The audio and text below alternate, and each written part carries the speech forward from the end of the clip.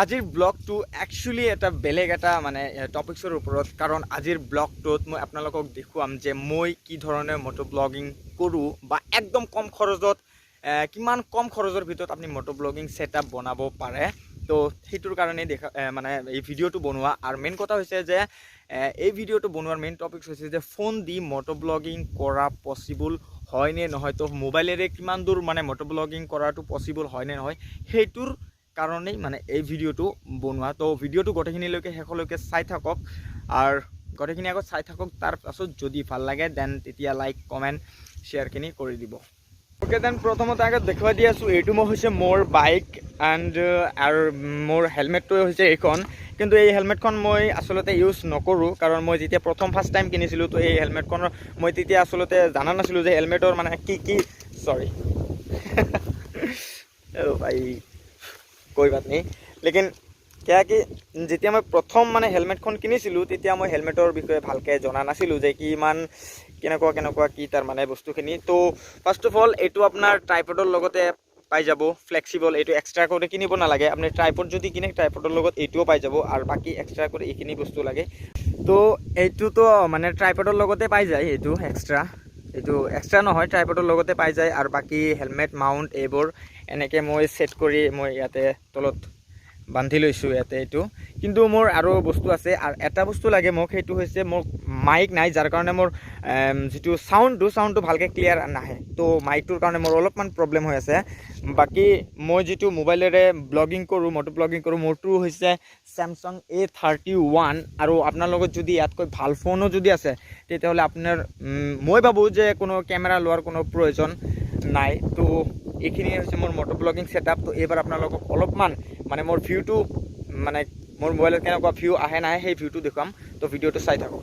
Okay, তো মোৰ মোবাইলটো মই এইবাৰ হেলমেটত ফিটিং কৰি লৈছোঁ। তো চাওক, এইটো হৈছে ৱাইড এংগেল মোড, আৰু মই বাইকৰ ওপৰত একবাৰ বহাই দেখাই দি আছোঁ যে ৱাইড এংগেল মোডটো অন কৰিলে কিমান দূৰ কেপচাৰ কৰে।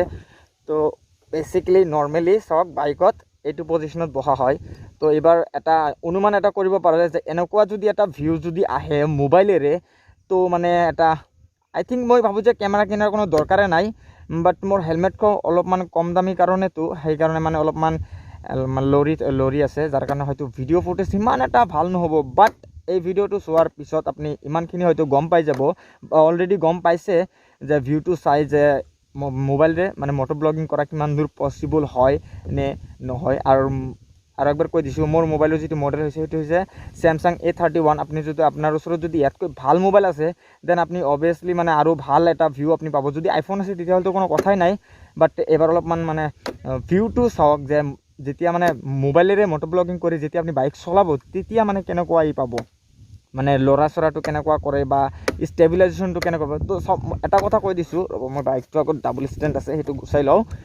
এটা কথা কৈ দিছোঁ যে মানে ষ্টেবিলাইজেশ্যনটো ঠিকে পাব, কিন্তু আপোনাৰ হেলমেটখন অলপমান হেভি হ'ব লাগিব, অলপমান মানে দামী হেলমেট হ'ব লাগিব। যেনেকুৱা মানে ক'ব গ'লে মোটামুটি ধৰক 4-5 হাজাৰ টকাৰ ভিতৰত যদি হেলমেট হয়, 4-5 হাজাৰ টকাৰ ভিতৰত যদি হেলমেট হয় তেতিয়াহ'লে মোটামুটি আপোনাৰ কোনো টেনশ্যনেই নাই, আৰু আপুনি একদম আৰামছে মোবাইল দিয়ে মটো ব্লগিং কৰিব পাৰিব। তো এইবাৰ চাওক, মই মোবাইলেৰে কৰি আছোঁ।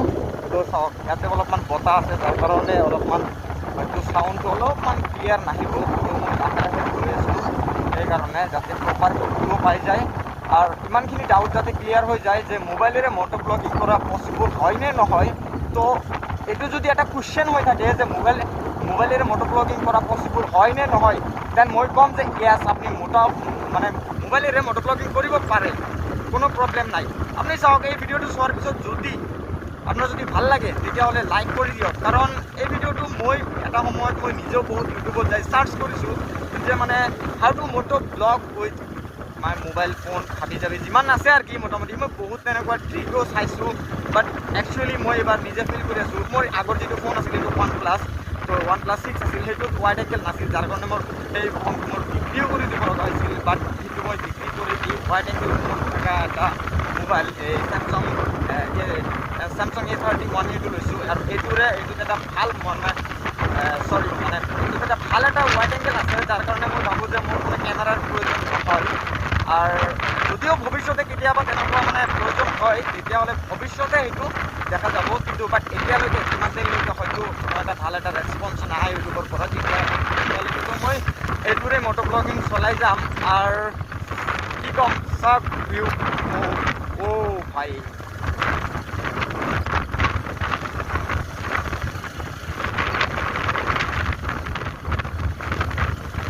অলপমান লৰি আছে। ইয়াৰ এটা কাৰণ হৈছে যে হেলমেটটো বেছি এটা ভাল নহয়, যাৰ কাৰণে লৰি আছে। কিন্তু হেলমেটটো যদি ভাল থাকিল হয় তেতিয়াহ'লে মানে এই প্ৰব্লেমটো নাহিল হয়। বাইদেৱে মোৰ বন্ধুৰ এটা হেলমেট আছে, আমিনৰ তাৰ আছে এক্সৰ, তো সেইটো 5000, বাট সেই হেলমেটটো বহুত ধুনীয়া। আৰু সেই হেলমেটৰো মই মোটামুটি 2টা ব্লগো বনাইছিলোঁ সেই হেলমেটখন পিন্ধি, মানে ফোন লগাই, বহুত ভাল আছিল। তো মই ভাবিছোঁ যে এক্সৰ নহ'লে MT, এই 2টা হেলমেটৰ এটা হেলমেট মই কিনিম। তো দেখা যাক কি হওক। মোটামুটি দোকানত আনিবও দিয়া হৈছিল, কিন্তু দোকানীয়ে আনা নাই। তো এইবাৰ চাওক ৱাইড এংগলত কেনে দেখা যায়, এইবাৰ চাওক, এইবাৰ চালে হয়তো গম পাব। বাকী এইখিনিয়ে আৰু